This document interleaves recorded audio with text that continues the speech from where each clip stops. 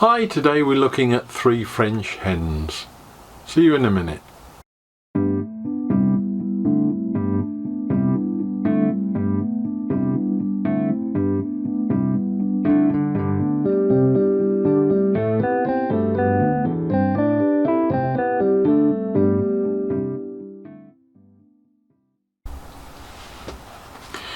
Now, as I mentioned earlier, when I first started, the obvious thing for that 3 French hens hook was the little ping pong bat toy that used to be around. It got like a ping pong ball hanging from it, bits of string, and when you waved it round the hens all pecked.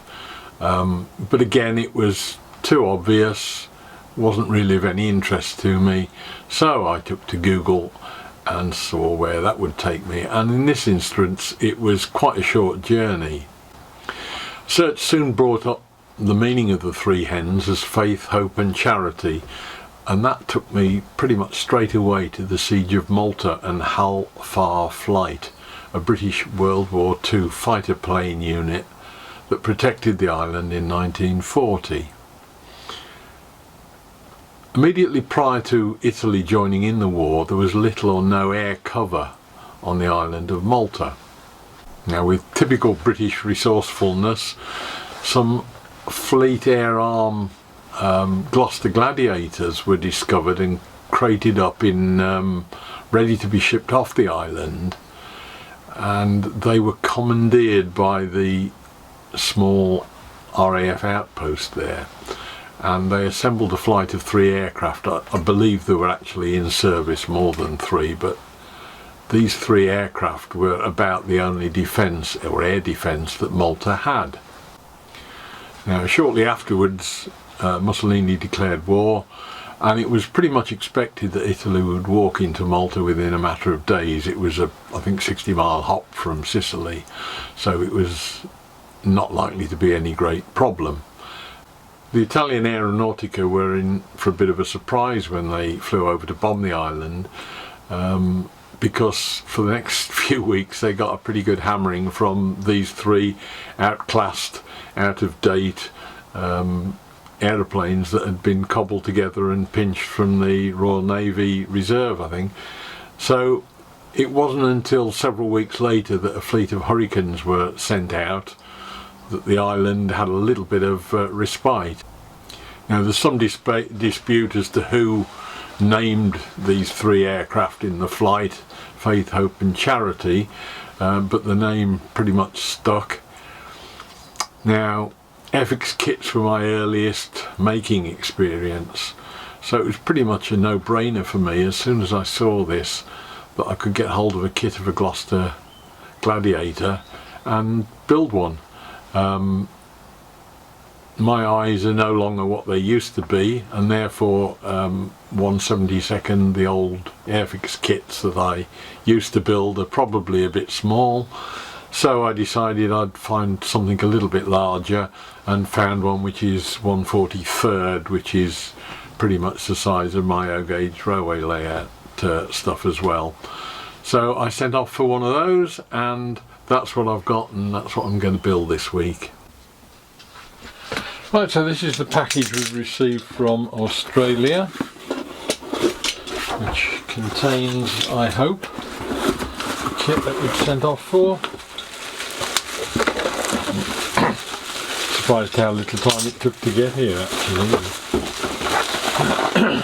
And there we have it, a Gloucester Sea Gladiator. It was one of the variants that they made, and this one is actually showing one of the ones that took part in the siege of Malta. These are the Italian Air Force that they're having a bit of a scrap with. 1/48 scale, which is not far off my O-gauge models. That's like the instrument panel, cockpit, glass. That in there. Motor, engines, or engine I should say, it's a radial engine, cowlings. So certain parts of it will be in different colours, obviously.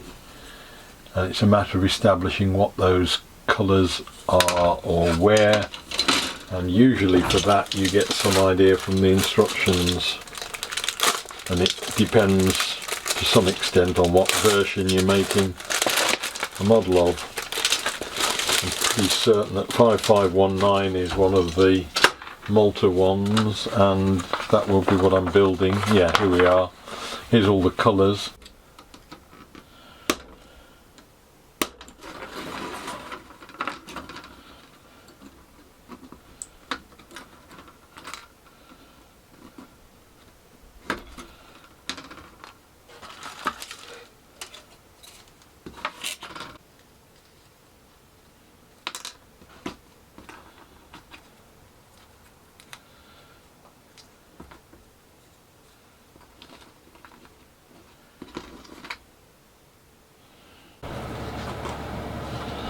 One thing I don't miss with these kits is the fiddliness of it all.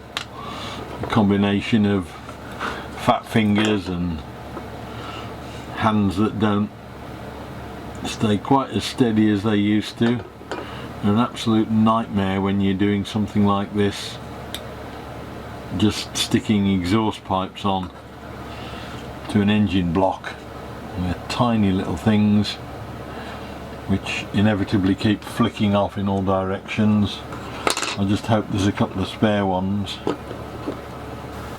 Now, the one thing that I hadn't factored into this was that the smaller that the original kit is, the less detail there is in it, so therefore on the kits I used to build you tended to have two halves of the body, a cockpit canopy, a propeller on the front, and a set of wings that slotted in.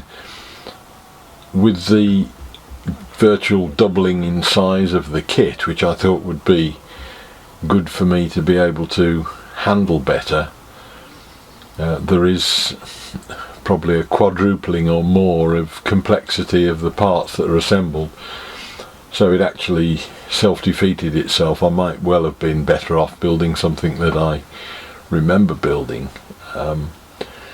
It was also interesting to note that it seemed to be the same size to me now as the ones that I used to build, which is clearly not right because it is virtually twice the size, and I suppose it's just the change in your own size from being 10 or 11 and until you grow up when you are a lot bigger.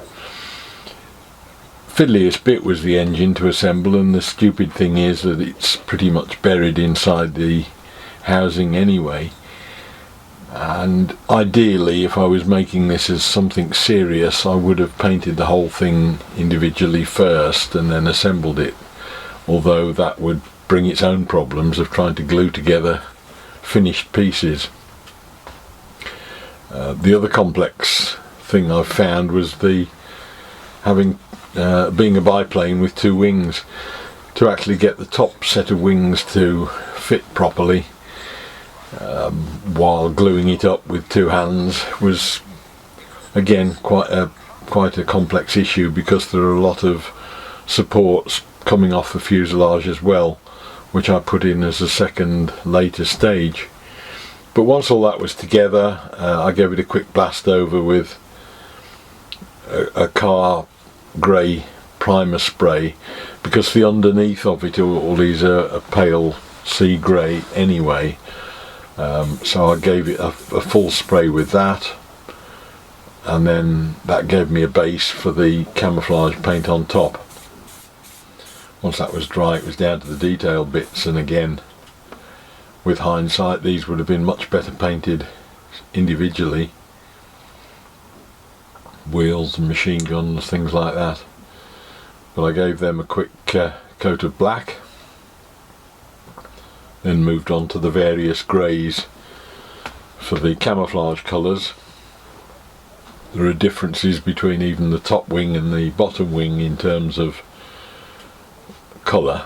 They're lighter on the bottom ones in theory, and unfortunately I had got a whole range of grey, matte grey shades that I could use that gave me the right sort of feeling for it. Some of the paint's a bit old, and despite having stirred it pretty well, it didn't dry particularly well with a matte finish. There was still a slight sheen on some of it, but I corrected that at the end with a coat of dull coat matte on top of the whole thing after the transfers were on. The engine nacelle is done in a copper colour, and then I painted all the canopy bits as well, but they were going to be attached right at the last stage. And then the transfers, again a nightmare. I can remember in the past. They went on quite well and seemed to settle down quite nicely on the wing. And then the whole thing was, as I say, once it was finished, gave it a quick blast over with a matte spray, which seemed to finish it off quite nicely. The finished thing will probably end up as a railway load with the wings taken off it. I don't know, but that's pretty much it. Now, there wasn't quite so much learning on this one. I didn't know about the symbolism of the 3 French hens being faith, hope and charity, but that was pretty much all that I learnt from that, other than the interest in the Siege of Malta. And I bought the paperback book that's called Faith, Hope and Charity, which gives a story and an insight into the battle for Malta and the heroic fight that was put up to defend it. And it really was a David and Goliath sort of struggle. It also brought back the joy that I used to get from making plastic aircraft kits, so a little bit of nostalgia there as well. So join me tomorrow and we'll see if we can distort and corrupt 4 calling birds. See you then. Bye.